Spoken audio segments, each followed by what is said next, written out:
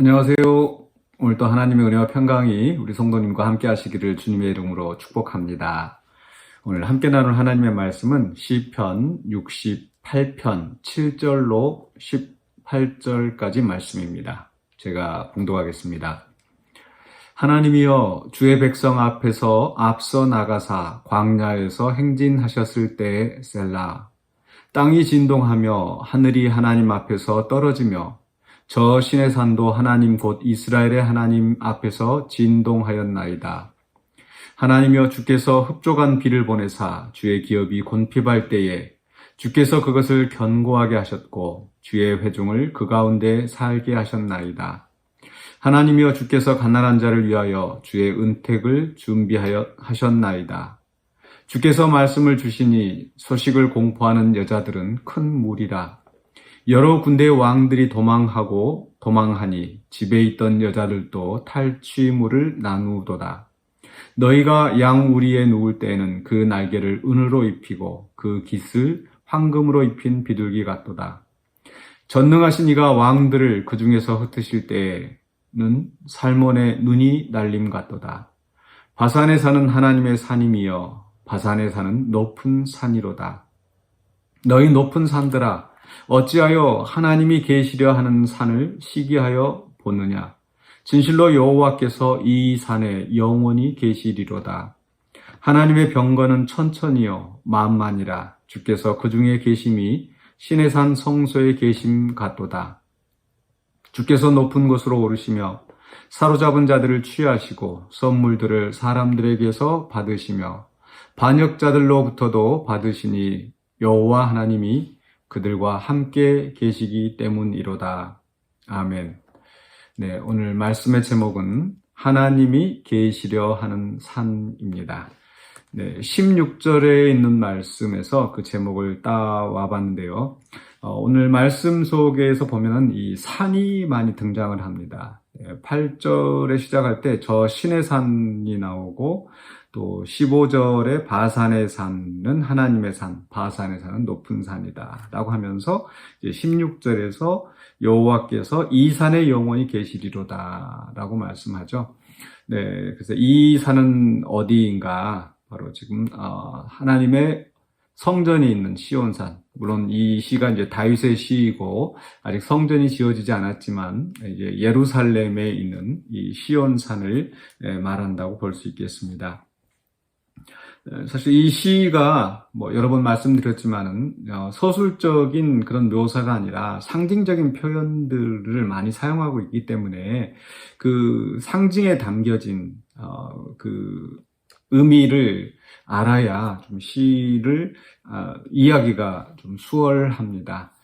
사실 이 시는 어떻게 보면 또 이스라엘의 역사하고도 밀접하게 연관이 되어 있는데, 바로 7절에서 주의 백성 앞에서 앞서 나가사 광야에서 행진하셨을 때, 출애굽한 이후에 이제 광야를 행진하는 이스라엘 백성의 모습을 생각하게 하죠. 또 하나님의 언약궤가 만들어지고 그 언약궤를 따라 이제 행진하는 것인데, 그 하나님의 임재하실 때 신의 산도 진동하였다. 하나님의 엄청난 그 임재 앞에 신의 산이 온통 불붙는 듯하고 또 이렇게 진동한 그 하나님의 이 초자연적인 현현, 신현이 현상인 거죠. 그런데 그 다음에 이제 이스라엘 백성이 신의 산에서 하나님과 그 언약을 맺고서 이제 하나님께서 그들을 인도하셔서 약속의 땅 가나안으로 이끌어 들이시죠. 바로 그게 이제 9절에 있는 말씀, 9절과 10절에 있는 말씀으로 보여집니다. 하나님의 주께서 흡족한 비를 보내사 주의 기업이 곤핍할 때에 주께서 그것을 견고하게 하셨고, 주의 기업이 나오는데 10절에 보시면 주의 회중을 그 가운데 살게 하셨나이다 라고 말씀하죠. 즉 그러니까 이 가나안 땅, 젖과 꿀이 흐르는 땅이라고 우리가 알려져 있지만 사실 그곳이 그렇게 비옥한 땅은 아닙니다. 그러나 하나님께서 또 때를 따라서 늦은 비와 이른 비를 주심으로 그 땅이 풍성하게 열매를 맺는 또 기름진 땅으로 되는 거죠. 바로 그곳에 이제 하나님께서 그 백성들을 인도하셔서 10절에 있는 말씀대로 주의 회중을, 하나님의 백성을 그 가운데 살게 하셨다라고 시는 이야기합니다. 그러면서 하나님이여 주께서 가난한 자를 위하여 주의 은택을 준비하셨나이다. 네, 이스라엘 백성들이 애굽에서 나와서 광야를 헤매며 정말 그들은 가난한 자들, 또 땅이 없는 자들, 기업이 없는 자들이었습니다. 네, 그러나 하나님께서 그들을 위하여 은택을 준비하셔서 네, 그들에게 기업을 주시고 또 그들이 그 약속의 땅에서 살면서 하나님의 은혜 가운데 풍성함을 누리게 하시는 거죠. 그러나 그 이후의 역사에 보면은 또 물론 이들이 그 들어오면서 가나안 땅에 들어오면서도 여호수아의 인도로 많은 그 왕들과 전쟁을 하였습니다. 많은 나라들과 강한 나라들과 전쟁을 하였고 또 사사 시대에도 항상 그 이웃 나라들과 싸우는 그런 입장에 있었습니다. 그리고 나서 이제 비로소 이 다윗 시대에 와서 하나님께서 주변의 모든 원수들을 평정하게 하시고 그리고 이제 언약궤를 예루살렘으로 가져오게 되는 거죠.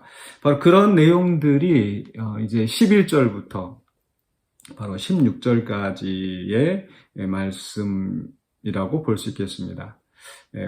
여러 군대 왕들이 도망하고 또 하나님께서 용사가 되셔서 그 여러 왕들, 주변의 이웃나라의 왕들을 쳐 부수고 이기게 하시고 또 그들을 이 땅에 흩으셨다라는 거죠.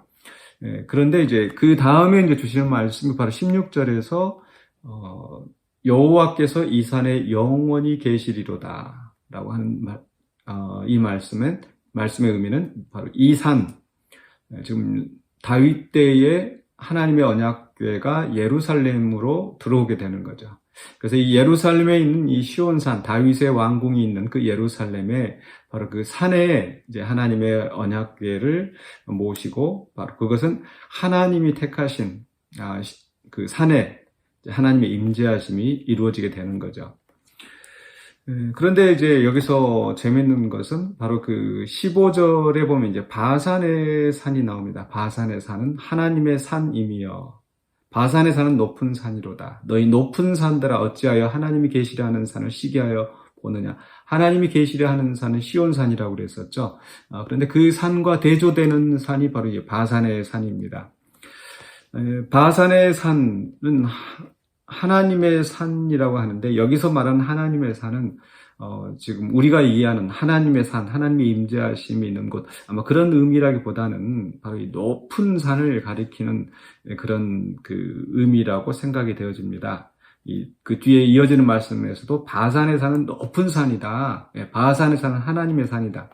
즉 하나님이 거하신다 싶을 정도로 높은 산이라는 겁니다.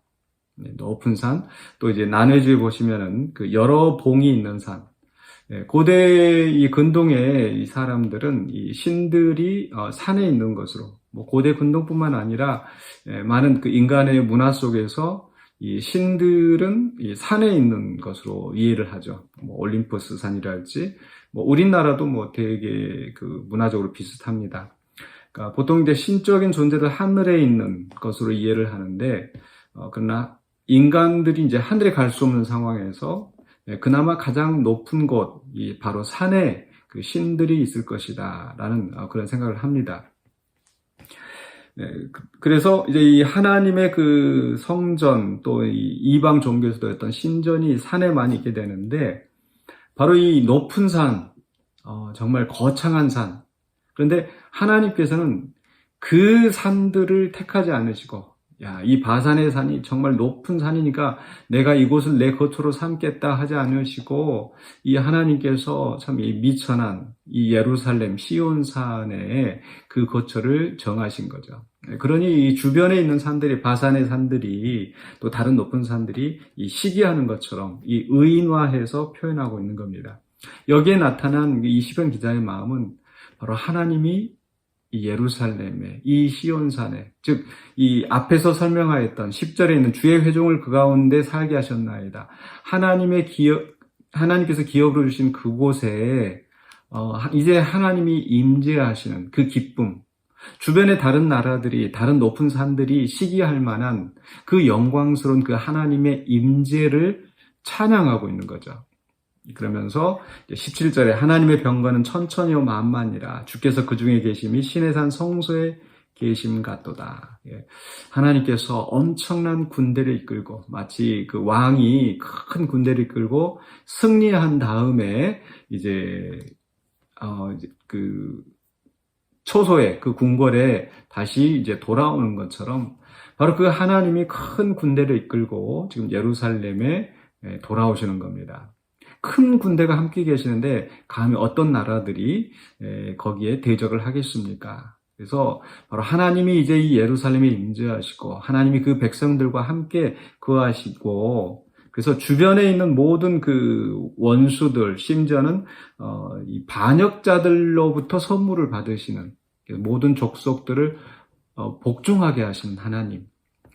지금 이제 그런 장면들은 그 사무엘서에서 다윗이 주변의 나라들을 정복하고 이 조공들을 받죠. 선물로 받게 되는 것처럼 그 이 다윗 왕이 지배하는 그런 그 통치가 바로 하나님이 통치하시는 하나님이 주변 나라들로부터 이 조공을 받으시는 그런 영광스러운 왕으로 등극하시는 것으로 표현하는 겁니다.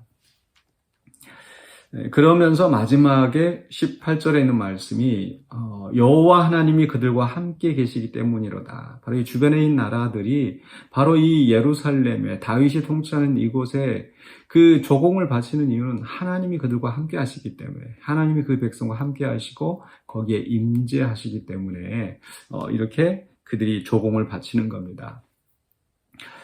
좀 이스라엘의 역사를 배경으로 하는 이 시편이다 보니까 좀 설명이 장황하게 길어졌습니다. 근데 여기서 이제 하나님이 계시려 하는 산을 시기하여 보느냐 16절에 있는 말씀. 높은 산들이 오히려 이 낮은 시온산을 시기한다. 왜 그렇겠습니까? 하나님이 임재하시기 때문에 하나님이 그 백성과 함께 하시기 때문에 그래서 그 백성들이 그곳에서 하나님의 보호하심을 받고 하나님 주시는 은택을 누리기 때문에 그 높은 산들이 시온산을 하나님이 계시려 하는 산을 질투하고 부러워한다는 거죠. 오늘 이 말씀 우리의 삶 속에서 적용해 본다면 바로 우리가 이 세상적인 가치, 세상에서 보는 높은 산들이 많이 있을 것입니다. 많은 성공을 거두고 또 지식적으로나 또 여건적으로 많은 그런 그 자랑할 만한 그런 이 주변의 환경들이 또 주변에 다른 사람들이 많이 있겠죠. 그러나 정말 가치 있고 정말 높은 곳은 어디일까? 바로 하나님과 함께 하시는 곳, 하나님이 계시려 하는 곳, 그곳인 줄로 믿습니다. 우리 교회가 그러하죠. 예수님께서 머리가 되시는 바로 우리 공동체, 그곳이 정말 하나님이 함께 하시는, 우리 주님이 함께 하시는 가장 은혜의 자리가 되는 줄로 믿습니다. 또한 우리 믿는 자들의 가정이 그러할 것입니다. 세상 사람들이 보기에는 정말 보잘것없고 오히려 자기들이 더 풍요롭고 부요하고 정말 행복한 그런 곳으로 생각하면서 그곳에서 우리들은 때로 우리가 가진 것이 많지 않아서 우리가 누릴 수 있는 것이 많지 않아서 좀 위축될 수도 있을 것 같습니다. 그러나 우리 믿는 자들이 있는 곳은 또 믿는 자들의 가정은 하나님이 계시려 하는 산과 같다라는 것을 기억하시기 바랍니다. 우리 자신도 마찬가지고요. 성령이 우리 안에 계시지 않습니까? 하나님이 계시려 하는 우리 자신들이 주변의 다른 사람들이 부러워할 만한, 시기할 만한 그런 정말 높고 아름다운 그 영광의 자리라는 것을 기억하고 감사해야 될 줄로 믿습니다. 그래서 우리는 하나님이 계시려 하는 우리 자신들, 또 우리가 하나님을 주로 모시고 예수님을 나의 주로 모시고 또 우리 공동체가 또 그렇게 하나님의 임재하심 속에서 예수 그리스도를 머리로 하는 그런 몸된 교회가 되어서 또 그 안에서 은택을 누리며 또 많은 사람들이 부러워하며 또 그곳에 함께하는 그런 마음을 가질 수 있도록 또 우리가 그렇게 열심히 살아내고 또 그렇게 하나님과 함께 즐거움을 누리는 우리 공동체가 되실 수 있기를 또 우리 자신들이 성도들이 되실 수 있기를 주의 이름으로 축원합니다. 기도하겠습니다. 사랑해 주님 은혜를 감사합니다. 우리를 어두움 가운데서 구원하여 내시고 우리에게 하나님의 기업을 허락하여 주시고 우리에게 삶의 터전을 허락하여 주시며 또한 공동체를 허락하여 주시고 우리가 주님을 믿고 또 주님을 섬기며 주님을 따라 살게 하여 주시니 감사합니다. 세상 사람들과 비교했을 때 우리의 모습이 연약하다 할지라도 낙심하지 않게 하여 주시고 우리와 함께 하시는 하나님을 바라보면서 또 영광 중에 또 우리가 주의 나라에서 높임을 받게 될 그 날을 소망하면서 기쁨으로 살아가는 또 주님의 말씀에 순종하며 주의 뜻을 이루어가는 신실한 주의 백성 되게 하여 주시옵소서. 예수 그리스도 이름으로 기도하옵나이다. 아멘.